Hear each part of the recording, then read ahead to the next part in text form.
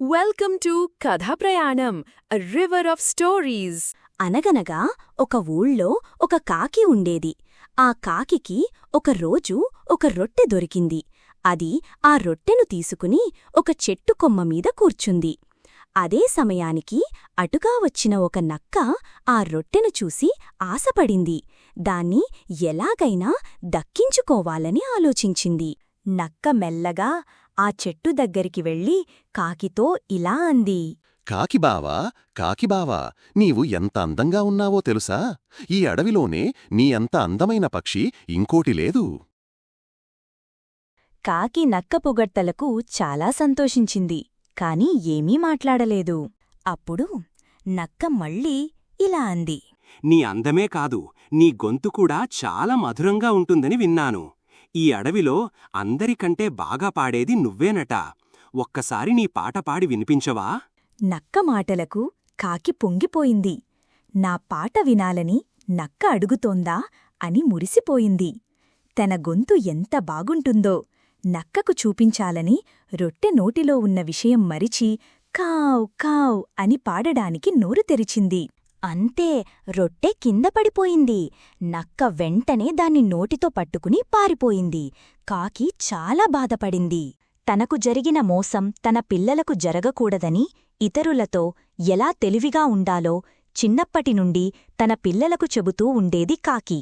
ఇది ఇలా ఉండగా కొంతకాలానికి కాకి పిల్లల్లో ఒకటి ఆహారం కోసం వెతుకుతూ ఉండగా తనకి ఒక రొట్టె దొరికింది.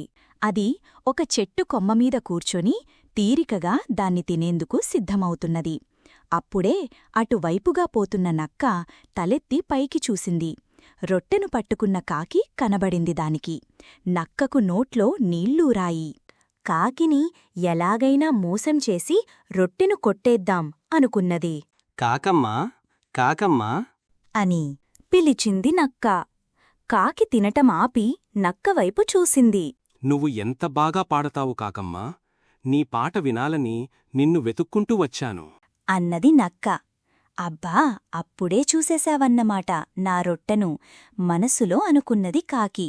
చక్కగా పాడమ్మా, ఓ పాట మా చక్కని కాకమ్మా అన్నది నక్క కాకిని ఉబ్బిస్తూ. కాకి రొట్టెను నోట్లోంచి తీసి కాలిసందుల్లో పెట్టుకున్నది.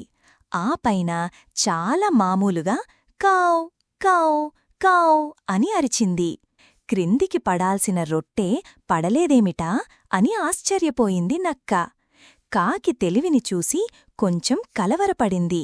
అబ్బబ్బా, ఎంత చక్కగా పాడావమ్మా. అలాగే నీ చక్కని అడుగులతో నాట్యం కూడా చెయ్యమ్మా. నా కనుల నిండుగా చూసేసిపోతాను అన్నది నక్క తెలివిని ప్రదర్శిస్తూ.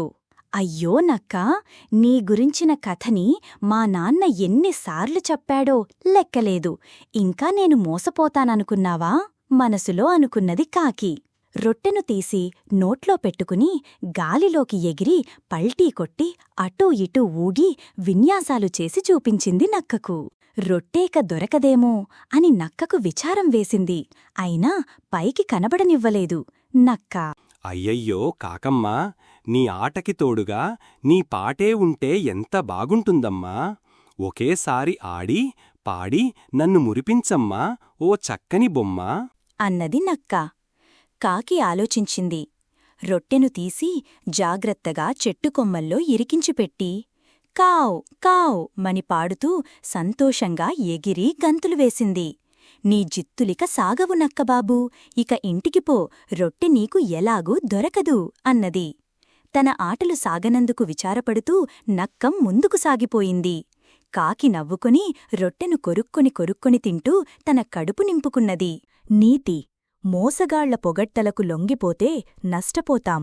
మన బలహీనతలను తెలుసుకుని మనల్ని మోసం చెయ్యాలనుకునేవారు చాలామంది ఉంటారు.